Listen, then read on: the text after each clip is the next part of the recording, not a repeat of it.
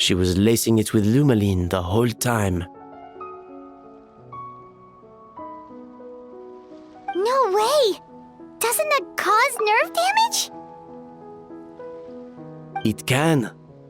High doses pose a risk of serious nervous and sensory complications. But if you calculate the dosage carefully, you can control the extent of its effects. A small dose might simply make a person more emotional, whether that means more fragile or more hot-tempered. No wonder it seemed like you'd lost your edge. I asked my friends at the Fontaine Research Institute about it. They said that with the low dose I was taking, the risks are pretty small. They also fixed me up with some meds and said I should recover in no time. Well, that's what happens when you give someone a little bit of hope to cling on to. There's more. We believe that Firma was likely not Monica's only victim. You mean she poisoned me too? Oh, so that's why Savannah's been so irritable this whole time! Let's not be too quick to blame everything on the Lumaline. That stuff can only amplify what's already there. So tasty food will seem like the most delicious thing in the world, while food you don't particularly care for will become utterly revolting. So you better make sure you reflect on your behavior and apologize to every single person you've wronged. I will. I'm sorry. There's still one question that's really bugging me. Why is it that no matter what I do, my Gâteau de Bourg never tastes the same as yours? Is it just... is it because you're a genius and I'm not? It's because the heating element in your oven is broken, you silly goose. What?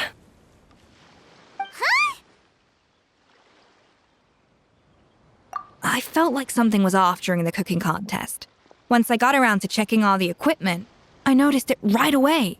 There was a half-degree discrepancy between the temperature setting and the actual temperature. All the ovens in the whole kitchen had the same problem, which confused me at the time, but by this point, it's pretty obvious that Monica must have tampered with them. I would have figured it out the day of the bake-off, since the issue affected both our teams.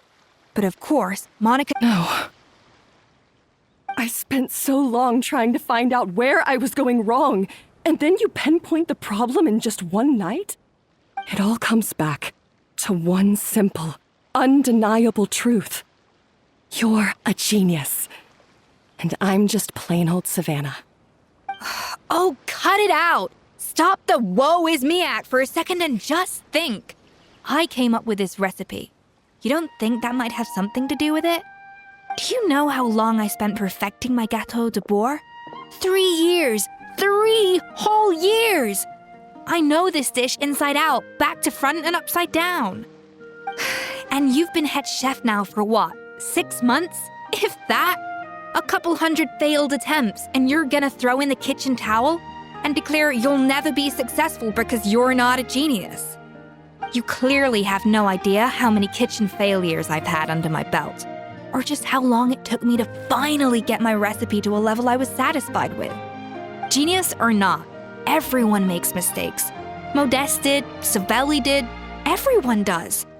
You're only a lousy chef if you don't face up to your mistakes, learn from them, and then keep chipping away until you crack the problem once and for all. Surely you haven't forgotten all that. You were no lousy chef back when I handed you the reins. I haven't forgotten. And I'll make sure I never do. That's our head chef. Ha ha! Sounds like we won't need another changing of the guard in the Hôtel de Bord kitchen anytime soon. Huzzah! Aw, what a perfect ending to a crazy journey. Look how happy everyone is. So you got your mojo back now? Yeah. Thanks to you, Escoffier. In fact, no. Thanks to all of you. Aw, friends again. So nice to see them finally settle their beef. Good. So now that's out of the way. It's time for payback. You cheated in our last bake-off, and I demand a rematch right now.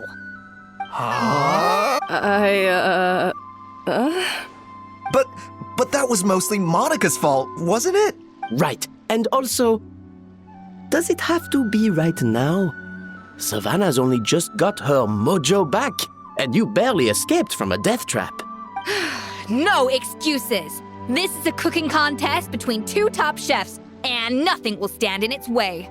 So grab your spatula and get ready, because this rematch is happening today, right now, this instant.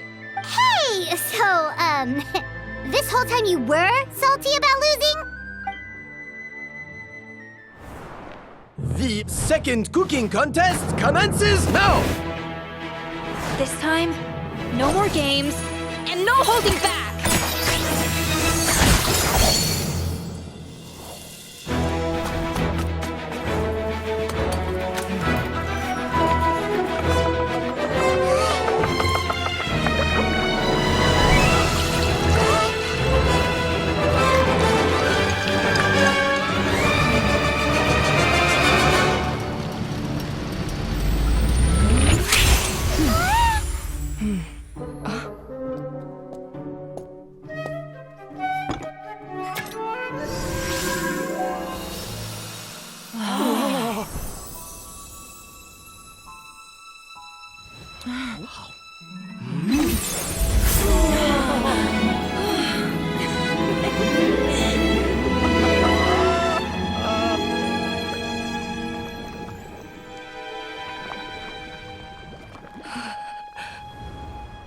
I feel like I don't have the right to be here. Hey, what are you so afraid of? You can't unbake it now. And if you don't serve it, then good or bad, you'll never find out how to improve. If you're too scared to fail, you'll never know what real success tastes like. So? Embrace your failure. Taste it. Digest it. That's the way to success. I don't know. Sounds like it's easier said than done. I'll do it.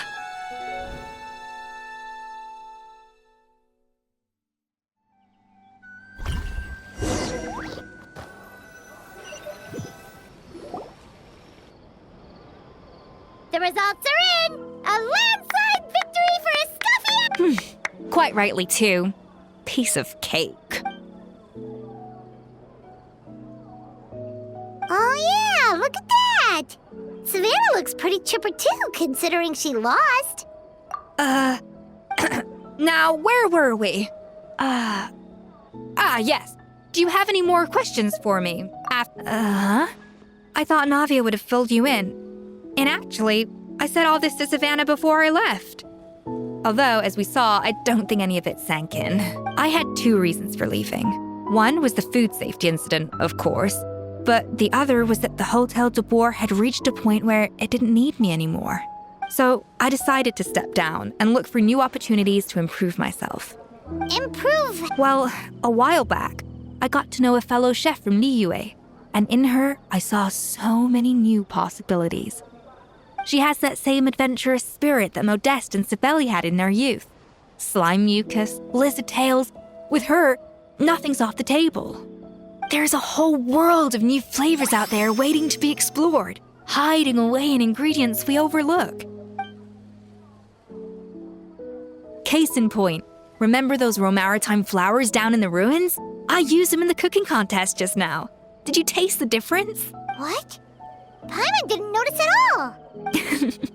Half of the art of cooking is dissecting the recipes of previous chefs and figuring out the exact constellation of elements that gave their work its signature taste. And the other half, it lies in freeing yourself from the confines of the kitchen. You've got to go out and explore the endless possibilities out there. Uh-oh. Paimon's suddenly not sure she wants to try your cooking anymore. Don't worry, it's not going to be a free-for-all like in Modeste's time. Before I put anything into my food, I'll obviously do my research, make sure it doesn't contain any harmful substances. In the meantime, take this. It's a recipe for Petit Gâteau de Bourg revised version. I tweaked it to suit your needs as busy adventurers. Hope you enjoy, and remember, feedback is always welcome. All right! So, do you ever see yourself returning to Hotel de Bourg? Oh, of course. I've already promised Banishem that I'll come back every once in a while to make sure the quality of the food remains at an acceptable level. You know, Paimon's still a little disappointed that we never got to see the treasure of Remoria. Surely Monica wouldn't have gotten drawn in so deeply if it wasn't for all the mystery surrounding the original Gâteau de Bourg. She practically dedicated her life to finding the lost pieces of Modeste's diary. Then went to all that trouble to infiltrate the Hotel de Bourg.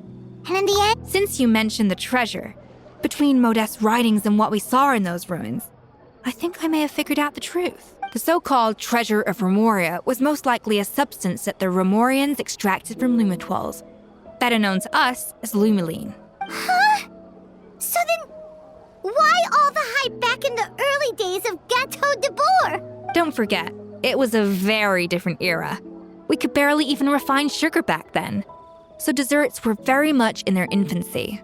In a world of bland food, it's no wonder that the first thing to really excite people's taste buds took the world by storm. And as for the Lumiline, it may well have been somewhat valuable in ancient times. But these days, it's just another drug from the Fontaine Research Institute. Even if Savelli hadn't destroyed it all, I doubt it would be worth that much these days. So after all that, there was nothing in those ruins but worthless junk. Feels strange to say it, but Paimon almost feels sorry for Monica. She sacrificed it all only to get nothing in return. Hey! Huh? Navia? You just got back from that underwater ruin, right? Well, check it out. They ran a special issue. Did you see anything like this down there? Freshly unearthed from the ruins of Remoria. A magnificent jar thought to be over 1,000 years old. Experts say it has immense artistic and historical value. It could be worth an absolute fortune. Wait, isn't that the jar they used to hold the treasure? If only it was still in one piece. Some butterfingers must have dropped it or something. Ugh, it's such a shame.